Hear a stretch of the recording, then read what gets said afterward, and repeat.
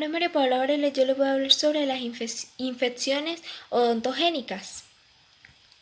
Las infecciones orofaciales odontogénicas son aquellas que se originan más frecuentemente en la pulpa dental o en el periodonto.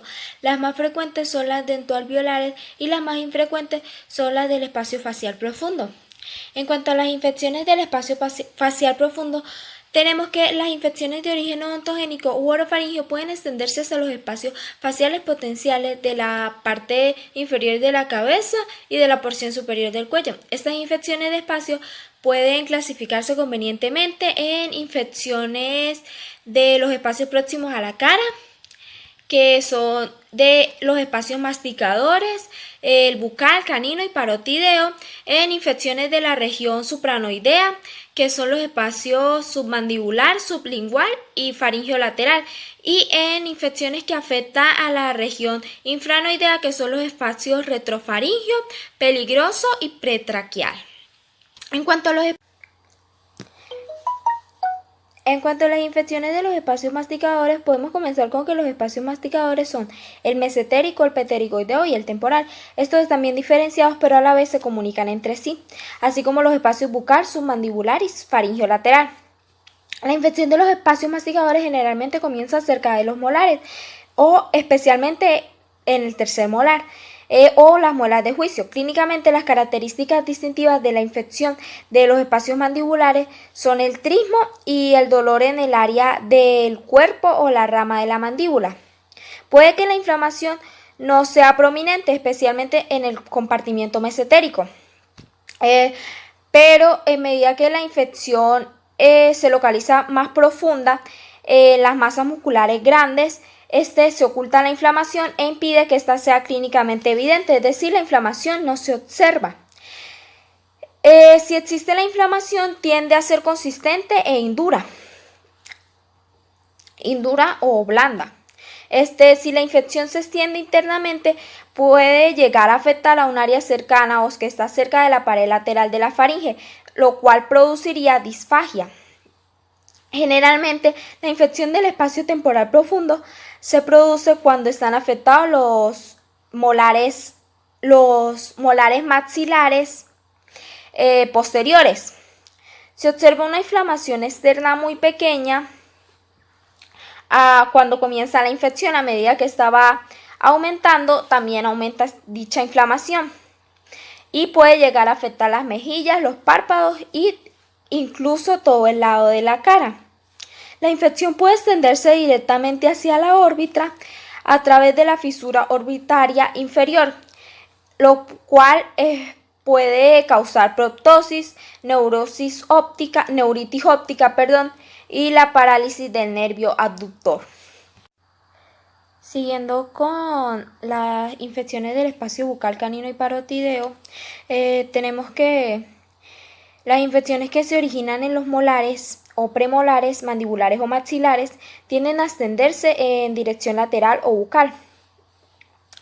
La relación entre los ápices de las raíces y el origen del músculo bucinador determina si la infección sale intraoralmente hacia el vestíbulo bucal o extraoralmente hacia el espacio bucal.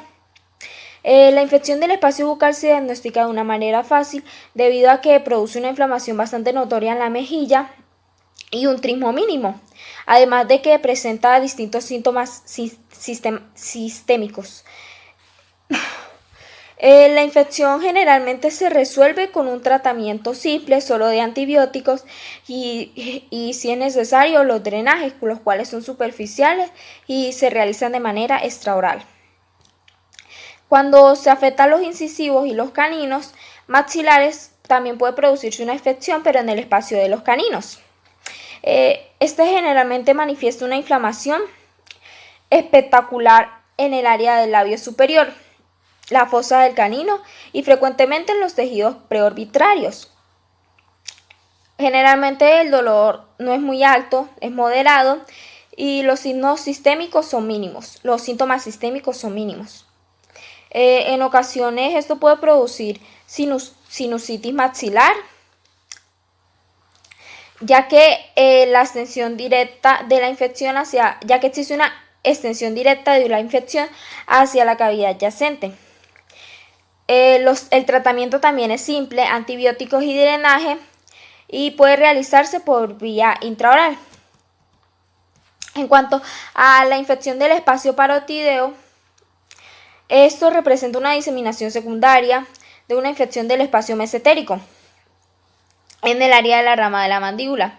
Se produce una inflamación notable del ángulo de la mandíbula sin un trismo asociado. Este dolor suele ser más intenso, es decir, esto suele ser más doloroso que los del espacio bucal y canino, y la inflamación es notable en el ángulo de la mandíbula. También tiene otros síntomas como lo son la fiebre elevada y los escalofríos. Esta infección tiene una relación estrecha con la cara posterior del espacio faríngeo lateral. Y puede extenderse de forma directa hasta los espacios peligroso y visceral. Continúo con las infecciones del espacio supranoideo, el espacio submandibular y sublingual. Estos espacios están separados por el músculo miloioideo, y a su vez el espacio submandibular se divide en espacio submaxilar y submentoniano. Generalmente la infección comienza en los segundos y en los terceros molares, y la inflamación en estas típicas es común, pero el trismo es mucho más moderado, existe menos trismo en comparación a las infecciones anteriormente descritas. Los músculos principales de la masticación no suelen estar afectados por esta infección. Esto explica el trismo. El tratamiento comprende antibióticos, extracción dental y el drenaje quirúrgico extraoral. En las infecciones del espacio sublingual, esta se origina en los incisivos mandibulares. Clínicamente, esta infección se manifiesta con una inflamación de la mandíbula, que es eritematosa y es blanda del suelo de la boca. Comienza en la mandíbula, pero se puede extender hacia la línea media o incluso más allá de esta. En las últimas fases de la infección se puede observar alguna elevación de la lengua. El drenaje quirúrgico del espacio sublingual debe realizarse por vía intraoral, mediante una incisión a través de la mucosa paralela al conducto de Wharton. También, si es necesario, debe drenarse el espacio submandibular, y ambos espacios se pueden alcanzar a través de un abordaje submandibular. Se conoce como angina de Ludwig a aquellas infecciones que afectan el espacio sublingual, submaxilar y submandibular. Clínicamente la infección siempre es bilateral, afecta tanto al espacio submandibular como al sublingual. La infección es una celulitis indurada, esta se extiende rápidamente, no forma abscesos ni tiene afectación linfática. La infección comienza en el suelo de la boca y afecta con más frecuencia al segundo o al tercer molar. Clínicamente los pacientes poseen una inflamación consistente que no se hunde cuando se toca. El suelo generalmente tiene la boca abierta y el suelo de la boca está levantado. Esto hace que la lengua se empuje hacia el techo de la boca, por esto les resulta difícil comer, deglutir, y la respiración también puede estar alterada debido a la obstrucción de la lengua.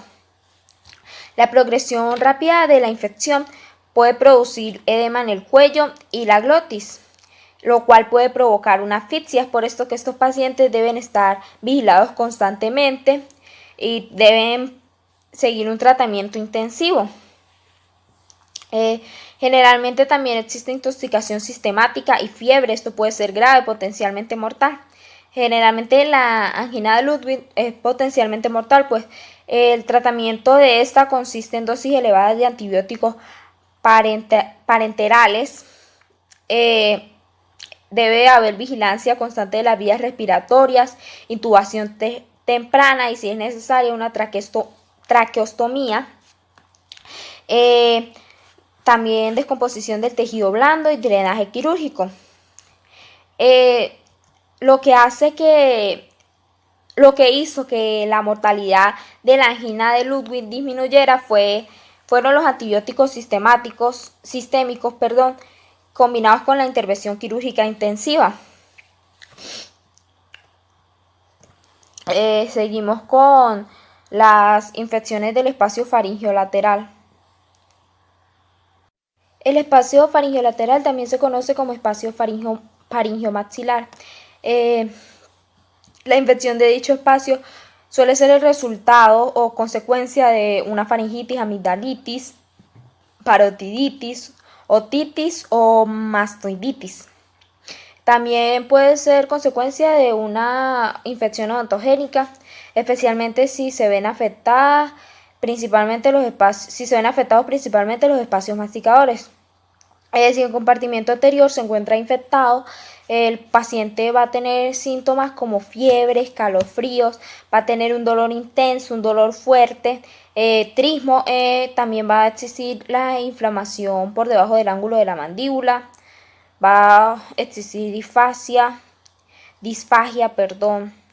desplazamiento medial de la pared faríngea lateral y generalmente la glándula parótida contigua se encuentra inflamada. También puede producirse disnea, aunque esta no es muy evidente, no es muy notoria. La infección del compartimiento posterior, cuando la infección está en el compartimiento posterior, es potencialmente mortal. Esto se debe a la vaina carotidea. Esto se caracteriza por septicemia, tiene poco dolor, otrismo, es moderado, es leve, la inflamación suele ser interna y profunda. Frecuentemente se pasa por alto debido a que se encuentra por detrás del arco palatofaringeo, no es muy notorio. Las complicaciones, esto posee diversas complicaciones como lo son obstrucción respiratoria. Esto se da por el edema de la faringe, trombosis de la vena yugular interna y la erosión de la arteria carótida interna. La supuración puede avanzar de manera rápida hacia otros espacios, especialmente hacia el retrofaringio y el peligroso. Esto puede alcanzar directamente el mediastino inferiormente o la base del cráneo superiormente. Ya que causa una obstrucción respiratoria, el edema lo causa, el edema laringio, puede aparecer de forma repentina. El paciente debe estar vigilado frecuentemente, y puede ser necesaria una traqueostomía profiláctica. El tratamiento se basa en altas dosis de antibióticos, drenaje quirúrgico. Si la infección se localiza la infección debe localizarse antes de empezar los drenajes, pero al menos de que sea necesaria una intervención quirúrgica temprana debido a una obstrucción respiratoria o hemorragia, ya que esto es lo que lo hace potencialmente mortal, pues. Seguimos con las infecciones del espacio infraioideo. Empezando con la infección del espacio retrofaríngeo, esta puede ser el resultado de una infección contigua del espacio faríngeo lateral o de una diseminación linfática, de una infección de los sitios más distantes que afectan a los ganglios linfáticos retrofaringeos. Esto puede existir o se puede observar una disfagia, también disnea, rigidez nucal, y regurgitación exofágica. Así como también puede haber fiebre elevada y escalofríos. El aumento del volumen de la pared faríngea posterior puede ser evidente o bastante notoria. Las radiografías del tejido blando lateral del cuello pueden revelar estrechamiento notable del espacio retrofaríngeo. La infección del espacio retrofaríngeo es potencialmente mortal. Esto requiere un drenaje quirúrgico inmediato. las complicaciones. Entre las complicaciones se puede haber hemorragia o una rotura espontánea del contenido del espacio retrofaríngeo, absceso, dentro de la vía respiratoria, lo que puede conllevar a una asfixia o puede llevar consigo una asfixia, espasmo laringio, erosión bronquial o trombosis de la vena yugular. Esto es lo que lo hace potencialmente mortal. En cuanto al espacio pretraquial, este comprende la parte anterior del compartimiento visceral y rodea la tráquea completamente. Generalmente estas infecciones alcanzan el espacio mediante perforaciones de la pared exofágica anterior.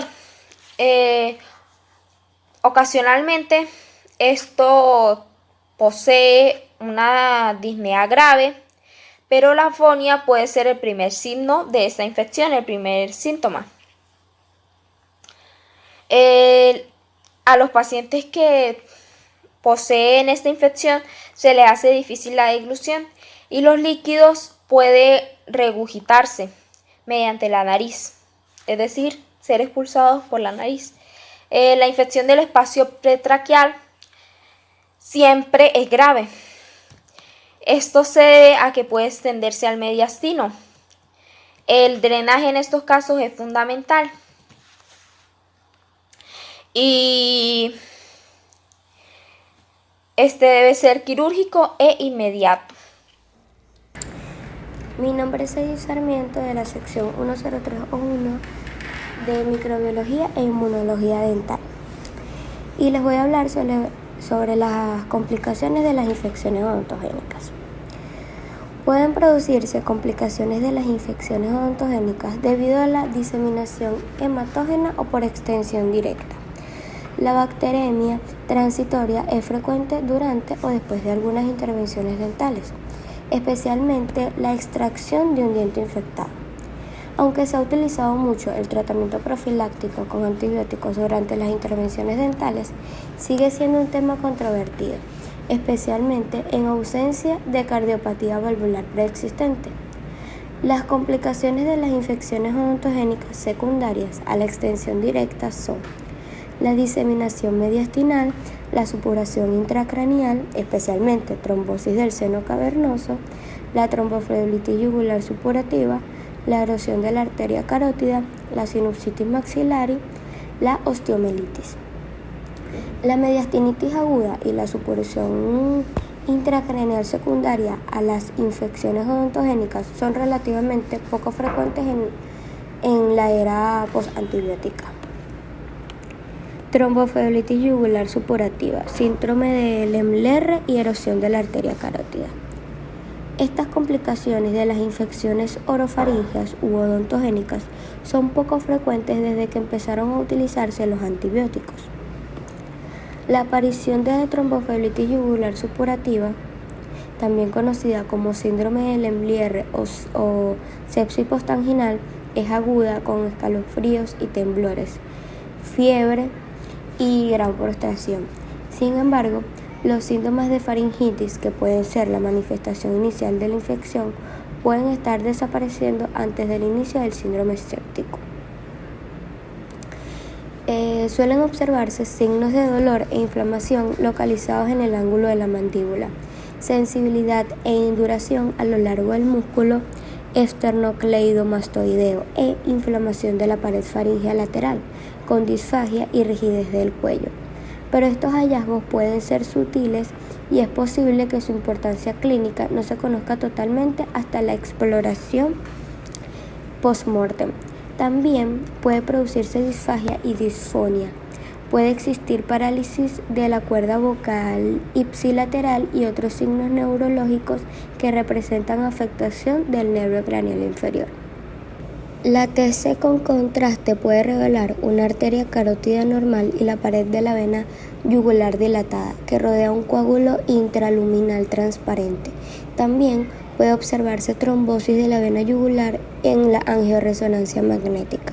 Los microorganismos que participan con más frecuencia son Fusobacterium necrophorum, Streptococcus anaerobius y bacteroides. Tratamiento. La mayoría de los casos de tromboflebitis yugular supurativa pueden tratarse médicamente sin la necesidad de ligadura o resección quirúrgica de la vena infectada. Se necesitan ciclos prolongados de antibióticos intravenosos, de 3 a 6 semanas. A veces se han utilizado anticoagulantes en este entorno, pero no se ha confirmado su eficacia. Erosión de la arteria carótida. La erosión de la arteria carótida es una complicación poco frecuente tras una infección odontogénica que afecta a la vaina carotídea. La infección puede originarse por diseminación desde el espacio faríngeo lateral, angina de Lewin o supuración de los ganglios linfáticos profundos. El proceso patológico inicial es una arteritis causada por la inflamación contigua, que posteriormente forma un aneurisma falso. El paciente está extremadamente enfermo, con fiebre de origen indeterminado, no existe trismo y los signos de supuración local pueden ser sutiles debido al tejido conjuntivo tenso que hay alrededor y dentro de la vaina carótida. La rotura de la arteria carótida puede estar precedida por hemorragias menores recurrentes de la nariz, la boca o los oídos. El curso clínico se alarga y finalmente se produce shock causado por la exsanguinación. Tratamiento. Puede ser necesaria la ligadura urgente de la arteria carótida en casos de hemorragia mayor, pero el riesgo de accidente cerebrovascular es importante. La mortalidad varía de 20 a un 40%, independientemente del tratamiento. Trombosis séptica del seno cavernoso. Esta complicación es un poco frecuente. Los forúnculos faciales y la sinusitis paranasal purulenta son los trastornos predisponentes principales. La infección de los dientes maxilares es la causa dental más frecuente. Eagleton describió 6 criterios para el diagnóstico de la trombosis séptica del seno cavernoso para ayudar a diferenciarla de las infecciones menos letales, especialmente las del seno etmoideal y la órbita. 1. Un sitio conocido de infección. 2. Prueba de invasión del torrente sanguíneo. 3. Signos tempranos de obstrucción venosa en la retina, la conjuntiva y el párpado. 4. Paresia del tercer, cuarto y sexto nervio craneal como resultado de un edema inflamatorio. 5. Formación de abscesos en el tejido blando próximo. Y 6. Pruebas de irrigación meningea. Clínicamente, la aparición de la trombosis séptica del seno cavernoso es repentina, con diplopia, fotofobia, edema orbitario y exoftalmos progresivo. La afectación de los nervios craneales 3, 4, 5 y 6 produce oftalplegia, pupila fija en posición medial, ausencia de reflejo corneal y disminución de la sensibilidad en la parte superior de la cara. Tratamiento. El éxito del tratamiento requiere el reconocimiento precoz, antibióticos intravenosos a altas dosis y la descompresión quirúrgica de la infección predisponente subyacente. No están indicados la anticoagulación ni el tratamiento con corticoides. Sinusitis maxilar. En muchas personas, las raíces de los molares maxilares se encuentran proximales al antro maxilar. A veces existen defectos óseos congénitos y las raíces se sitúan adyacentes a la infección odontogénica o a la perforación del suelo del seno durante la extracción de un diente maxilar. Las manifestaciones clínicas de la afectación secundaria de los senos son parecidas a las de la enfermedad sinusal primaria. Osteomielitis de la mandíbula. La mandíbula es mucho más susceptible a la osteomielitis que al maxilar, principalmente porque las placas corticales de la mandíbula son finas y la irrigación vascular de su tejido medular es relativamente pobre. Generalmente, cuando se produce osteomielitis existe un trastorno predisponente que afecta la resistencia del huésped, como una fractura compuesta, radiación previa, osteopetrosis, enfermedad de Paget, diabetes mellitus o tratamiento con corticoides. Al principio de la osteomielitis mandibular aumenta mucho la presión intramedular, lo que compromete aún más la irrigación sanguínea y produce necrosis ósea. El dolor mandibular grave es un síntoma frecuente y puede acompañarse de daño del nervio mandibular, aunque puede ocasionar anestesia o hipoestesia del lado afectado. En los casos prolongados puede desarrollarse trismo mandibular. Una variante clínica es la osteomielitis esclerosante crónica, asociada a periodontitis proliferativa. Esta entidad es más frecuente en los niños y adultos jóvenes después de una infección periapical del primer molar mandibular. Es una forma no supurativa de osteomielitis que se caracteriza por inflamación localizada, dura, no sensible en la mandíbula. Tratamiento. Para la osteomielitis, generalmente se requiere tratamiento prolongado con antibióticos. Asociación con riesgo cardiovascular. En numerosos estudios se ha descrito la asociación entre la infección odontogénica crónica y la enfermedad cardiovascular. Es importante tener en cuenta que parece que el tratamiento periodontal intensivo mejora la función endotelial y la salud oral. No se conoce bien los mecanismos por los que la periodontitis crónica predispone a la cardiopatía coronaria, pero puede intervenir el efecto adverso de la inflamación sistémica sobre la función endotelial. Además de la infección local, otros factores pueden contribuir a la inflamación sistémica, como la bacteremia intermitente y la liberación de endoxinas bacterinas de origen oral al torrente sanguíneo. Un efecto que puede estar provocado por una masticación. Carlos Silva, soy de la sección 10301 y les voy a hablar sobre las infecciones orofaciales no odontogénicas. Este tipo de infecciones no odontogénicas que se dan en la cavidad oral suelen ser secundarias a lesiones químicas, térmicas o traumáticas. Prácticamente todos los microorganismos infecciosos, especialmente los microorganismos de transmisión sexual y los enantemas víricos de la infancia, pueden producir este tipo de manifestaciones intraorales. Hablemos de infecciones de la mucosa oral como es el NOMA o estomatitis gangrenosa. Esta es una infección aguda y fulminante, también gangrenosa, de los tejidos orales y faciales, que generalmente se produce cuando existe ya una debilidad, hay desnutrición graves y es más frecuente en niños. La primera lesión suele ser una mancha o vesícula roja, dolorosa y pequeña en la encía adherida en la región premolar o molar de la mandíbula. Rápidamente esta se desarrolla en una úlcera necrosada que socava el tejido más profundo. Se observa una celulitis dolorosa de los labios y las mejillas, cuando la lesión se extiende hacia afuera en forma de cono. En poco tiempo se produce esfacelación del tejido blanco necrosado y quedan expuestos también el hueso subyacente, los dientes y el tejido más profundo. Observemos por ejemplo esta imagen, ya se ve un NOMA donde ya hay secuestro óseo, o sea ya es un NOMA bastante avanzado, es una infección ya bastante avanzada. El tratamiento del NOMA requiere altas dosis de antibióticos intravenosos y los esfuerzos deben dirigirse a corregir lo que es la deshidratación, la desnutrición y la debilidad subyacente. A veces la mutilación grave y la deformación facial son inevitables y luego se necesita de una cirugía estética de forma posterior. Ahora, la estomatitis aftosa. Las úlceras aftosas son la causa más frecuente de erosiones orales recurrentes y deben diferenciarse de otros trastornos como son el virus del herpes simple o las infecciones de Coxsackie-virus y la agrunolocitosis. La causa de las úlceras aftosas todavía no se conoce con exactitud, aunque se han relacionado con varios microorganismos infecciosos que incluyen virus.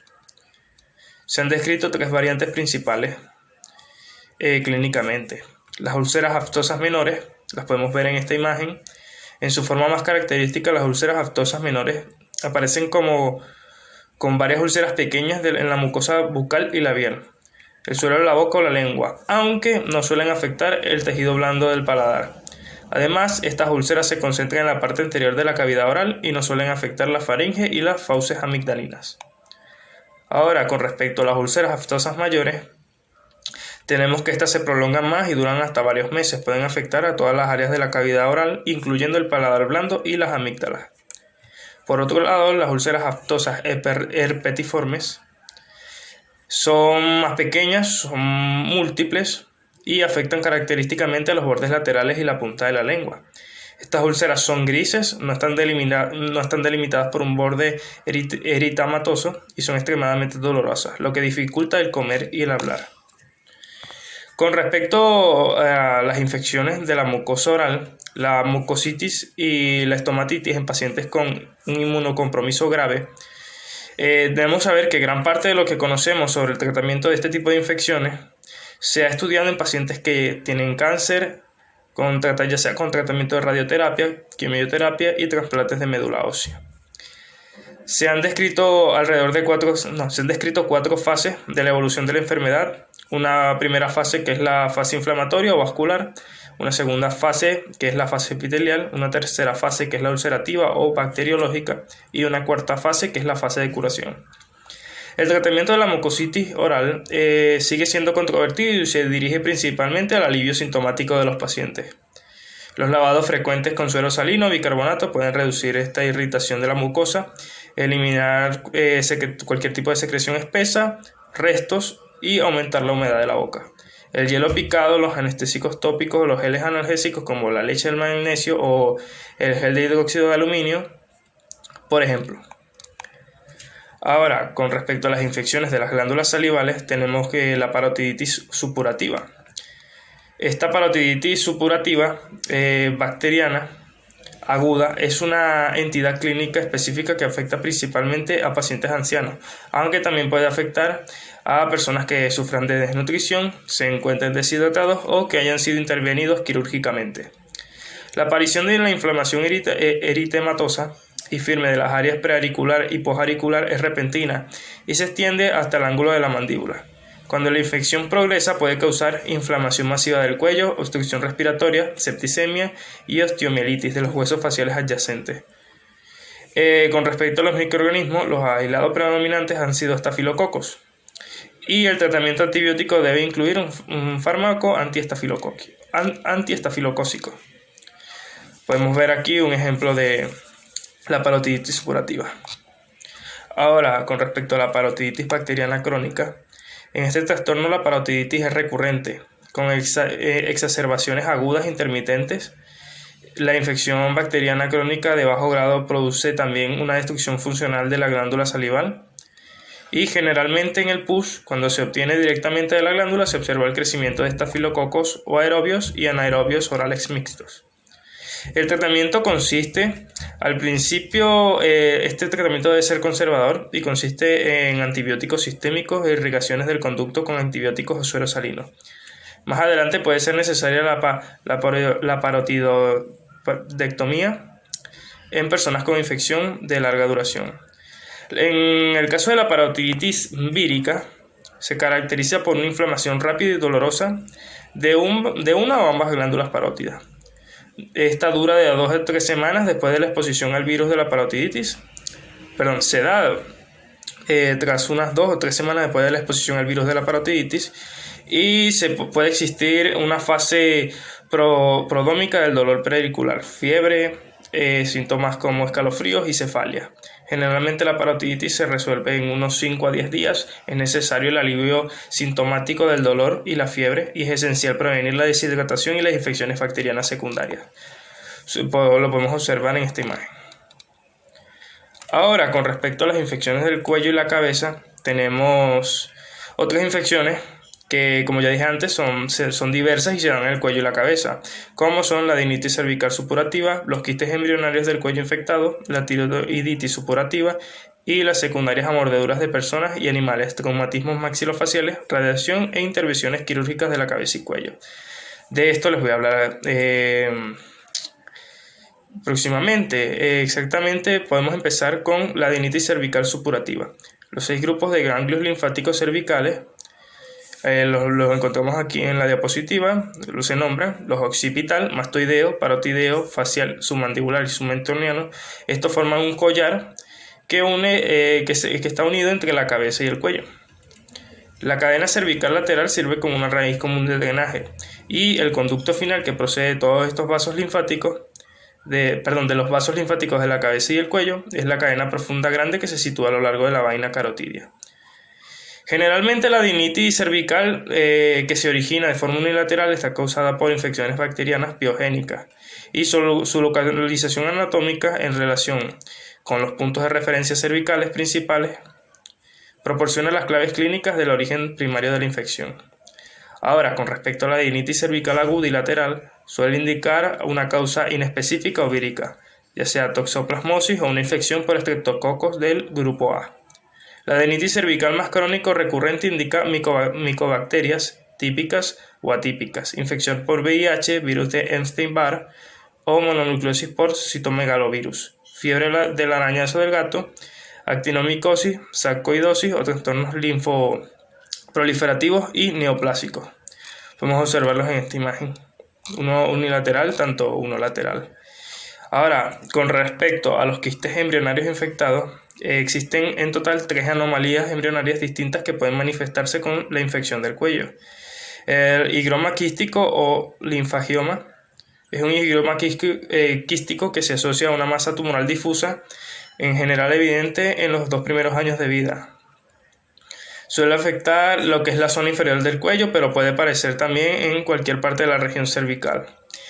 Es probable que se deba a un desarrollo normal de los vasos linfáticos procedentes de los sacos linfáticos yugulares y de la dilatación repentina causada por una infección o una hemorragia dentro de una linfogioma que puede producir la obstrucción de las vías respiratorias superiores. Aquí observamos en la imagen dicha infección. Ahora, los quistes faringios y de la hendidura bronquial. Estos quistes de la hendidura faringea pueden desarrollarse a partir de la primera o segunda semana, aunque es más frecuente verlo en una tercera hendidura faringea, no semana, sino hendiduras faringeas. Generalmente se manifiesta durante la infancia como fístulas o masas localizadas de forma general posteriormente al ángulo de la mandíbula o a lo largo del borde anterior del músculo esternocleidomastoideo. Ahora, con respecto a los quistes del conducto tirogloso, estos quistes del conducto tirogloso se originan a partir del agujero ciego de la lengua y descienden a través del cuerpo del hueso hioides hacia la parte anterior del cuello. Cualquier recubrimiento secretor residual puede originar un quiste del conducto tirogloso, que se localiza en la línea media. Esto puede producir una obstrucción respiratoria o la formación de una fístula si se infecta de forma secundaria. Esto puede llevar a la muerte, básicamente. La tiroiditis supurativa. Aunque las infecciones de la glándula tiroidea son frecuentes,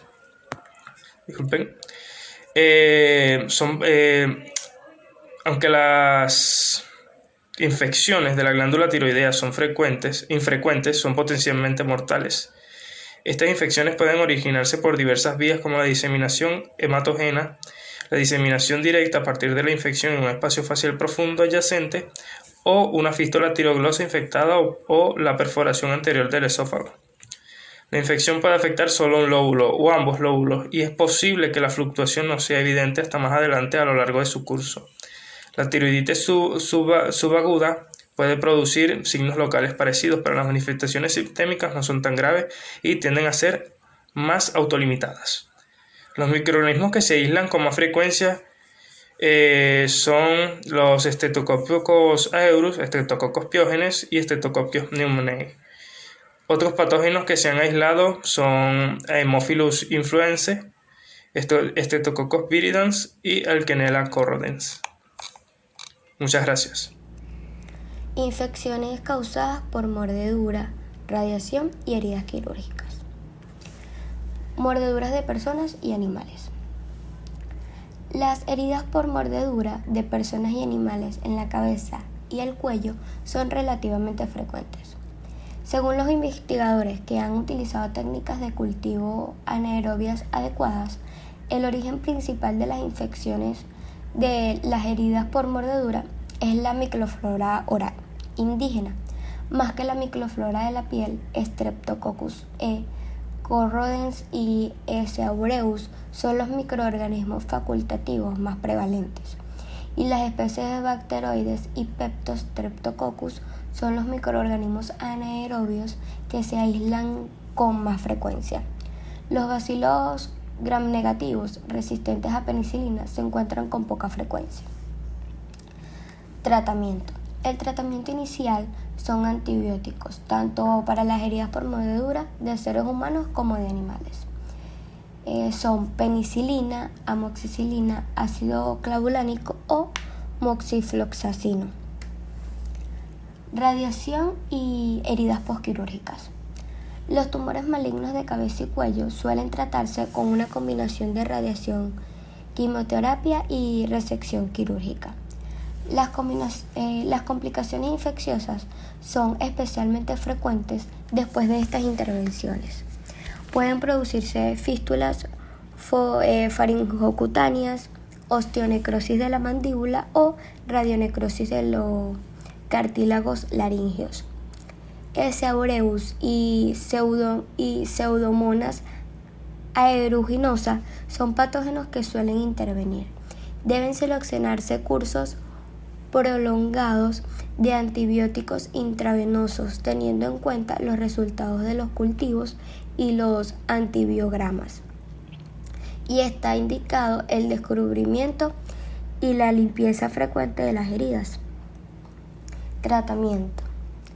En este entorno parece adecuado utilizar un antibiótico de amplio espectro como ticarcilina, ácido clavulánico, piperacilina, tazobactam o un carbapenem. Puede ser prudente utilizar antibióticos que cubran los microorganismos S. aureus resistentes a meticilina en los portadores conocidos.